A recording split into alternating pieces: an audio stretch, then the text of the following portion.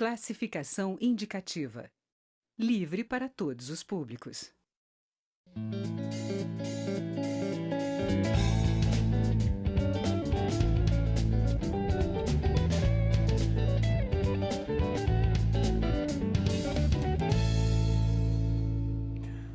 O deputado Paulo Teixeira, do PT de São Paulo, é um político experimentado, já viu muita coisa aqui pelo Congresso, mas pela lista de prioridades que escolheu, parece que se mantém fiel aos temas que vem defendendo desde que chegou aqui. Entre eles, a defesa do Estado Democrático de Direito e do ex-presidente Lula, a denúncia da supressão dos direitos sociais, o combate à agenda neoliberal, entreguista e conservadora, e ele é a favor de uma agenda de segurança pública cidadã. O deputado está aqui com a gente e participa desta edição do Palavra Aberta. Agora, deputado, como diria o nosso Renato Russo, mudar as estações, nada mudou, e de repente alguma coisa aconteceu, mas tudo está assim tão diferente, né, na melodia famosa. O que foi que a esquerda, para a gente começar, fez ou deixou de fazer para que o Brasil começasse a viver um período político dominado pela extrema-direita, como é esse que está aí? Paulo, eu quero agradecer o convite para participar desse prestigioso programa, agradecer porque você é um jornalista muito experiente, muito experimentado, como você me tratou, mais do que eu, e agradecer os telespectadores que acompanham o nosso programa, né?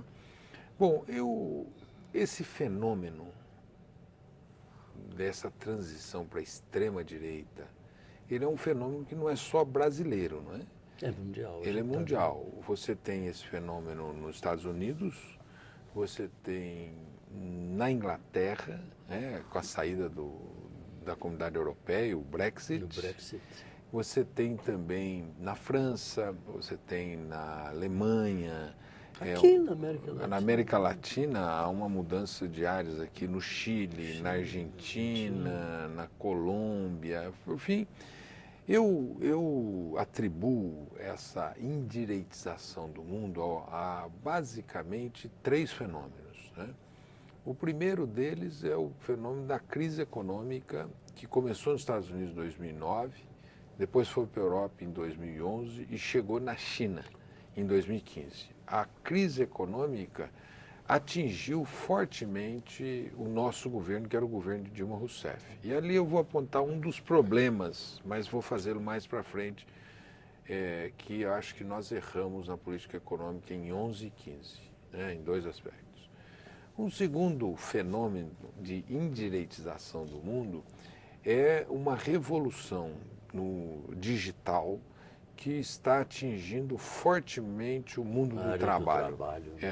Que é a chamada economia ou indústria 4.0, tá certo? Você robotiza, informatiza, digitaliza e elimina milhões de empregos, né?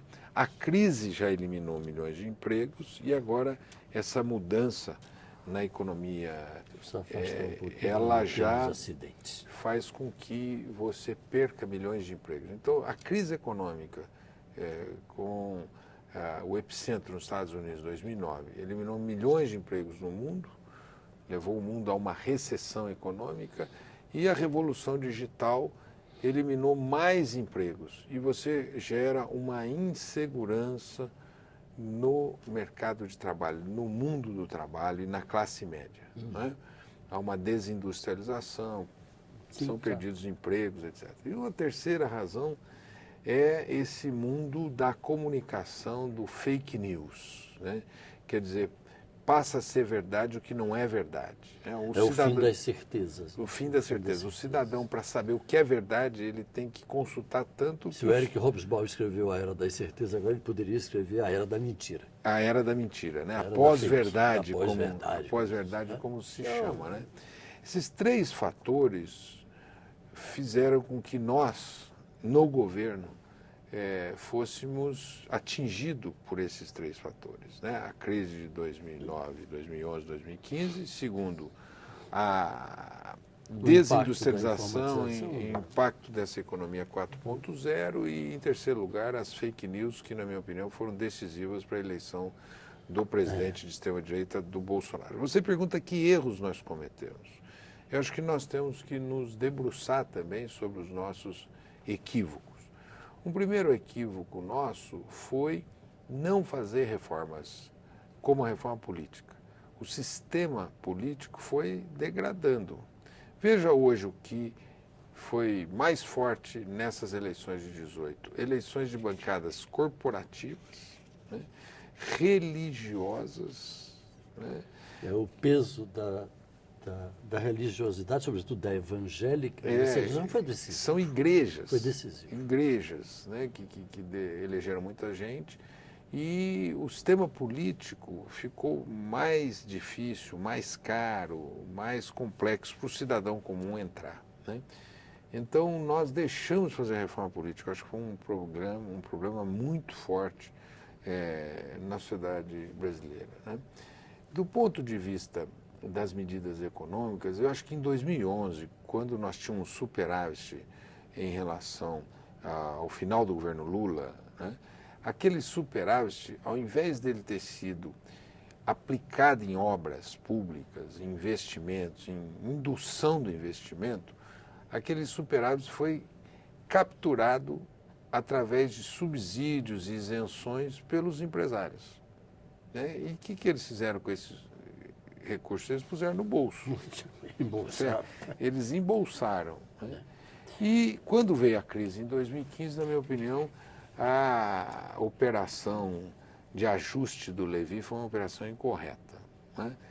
Então, eu vejo... Juntou isso tudo, um caldo de cultura maravilhoso. Né? É isso. Então, nós tivemos dois pilares que talvez nós tenhamos fragilizado a nossa posição. O primeiro pilar foi o pilar da crise econômica, que nós não tivemos um preparo para enfrentá-la. E, em segundo lugar, nós tivemos um segundo pilar muito complicado, que foi não ter feito uma reforma política e nós utilizamos o que a Bíblia chama das roupas velhas. Né? Não se põe remendo novo em roupas velhas. Nós devíamos ter feito uma reforma política e fomos, assim, encontrados com as mesmas práticas do velho sistema. Só que conosco nós não poderíamos ter sido confundidos com elas. Nós já estamos quase no final. Só esse diagnóstico aqui, essa reflexão já nos tomou a maior parte do tempo. Mas eu não gostaria de deixar o programa terminar sem que o senhor falasse dessa pauta prioritária que eu me referi aqui. E dela eu tiraria principalmente dois pontos. O combate à agenda neoliberal e essa questão da supressão dos direitos sociais. Aí o senhor deve estar se referindo basicamente à reforma trabalhista e a outros pontos, não é isso? É importante dizer que o governo Bolsonaro, ele é um governo orientado pelos bancos, pelo sistema financeiro, pelos grandes grupos econômicos, tá certo? E o que eles querem? Em primeiro lugar, eles querem alienar o patrimônio público, vender o que é bom nas empresas públicas. Eles não venderão algumas... Aliás, eles nem escondem isso, já foi anunciado. Eles já anunciaram. Publicamente. Tudo que dá lucro, eles vão vender. E, em segundo lugar, eles vão continuar a sanha de tirar direitos. O Temer já fez isso na reforma trabalhista e agora eles vão fazer na reforma previdenciária, que é tirar direito dos mais pobres, tirar direito de quem recebe benefício de prestação continuada, do trabalhador rural, do trabalhador urbano, da mulher. Quer dizer, estabelecendo idade mínima, tá certo? Eles vão estabelecer idade mínima para um país que as pessoas não são iguais. Quem trabalha aqui no carpete não tem o mesmo desgaste físico de quem trabalha debaixo do sol carregando peso, tá certo? Não? E eles vão mexer nos benefícios, vão encurtar os benefícios, vão diminuir os benefícios. Então, acordo nessa área a gente pode esquecer. Mas não tem acordo. Nós vamos propor uma reforma da Previdência que atinja privilégios, mas proteja os direitos. O governo vem falando e repetindo o tempo inteiro que precisa de união de todos, de alguma tentativa de entendimento, compromisso, para ver se realiza a reforma. Veja, eles querem uma economia de 500 bi. Né? A nossa pergunta é, nós topamos essa economia, vamos tirar as isenções de INSS que foram dadas para o agronegócio, que é lucrativo? Vamos tirar as isenções que foram dadas em relação à pejotização, a excessiva pejotização que tem, né? Então vamos mexer no andar de cima. O que eles querem é mexer no andar de baixo, com o trabalhador que constrói o Brasil a duras penas e ganha pouco. Isso não tem acordo. Então nós queremos fazer uma reforma que mexa com privilégios e não mexa com os direitos, né? E, portanto, não prejudique o povo mais pobre do Brasil. Segurança pública cidadã significa revirar esse projeto que Moro está encaminhando aí? O senhor já se debruçou sobre as principais propostas? A proposta do Moro não diz respeito à segurança. Ele não diz que vai integrar as polícias em nível nacional, estaduais e municipais, ele não vai integrar as polícias com o Poder Judiciário com a prevenção. Em segundo lugar, ele não tem um plano de reforma das polícias. Em terceiro lugar, ele não tem um plano de reforma da justiça criminal, ele não tem um plano de reforma do sistema penitenciário e nem um programa de prevenção. Ele não lançou um programa de diminuição de homicídios, preparação da polícia para desarticular o crime organizado, desarmar o crime organizado, não. Ele trouxe um plano de aumento de penas que, na minha opinião, vai repercutir no sistema carcerário, aumentar a população carcerária onde se organiza o crime no Brasil. Então, segurança é outra coisa. O que ele está fazendo é tentando responder ao eleitorado dele e, na minha opinião, de maneira perigosa, dar licença para matar. E as mulheres se queixando de que não foram contempladas, elas que são as grandes vítimas da violência. A gente tem visto isso diariamente em toda a parte. Aliás, na medida que ele libera armas, ele vulnerabiliza as mulheres, porque parte do problema da violência aqui no Brasil é a violência doméstica, né? Os feminicídios. Eu queria agradecer a você, mas também toda a tua equipe, os câmeras, e eu gostaria de homenageá-los na pessoa do Ronilson Langamer, o Irã Rodrigues, José Alves, o Gutenberg, o Wagner Gomes, o José Leite, o Guilherme Caetano, o José Costa, o Dernal, enfim, essa equipe que às vezes faz e ajuda a fazer um bom programa bacana, sob o seu comando, mas nunca aparece. Então, me permita homenageá-los aqui. Muito obrigado, senhor. Volte sempre. Sabe obrigado, Paulo. Um abraço. A você de casa, muito obrigado pela audiência. Um grande abraço e até a próxima.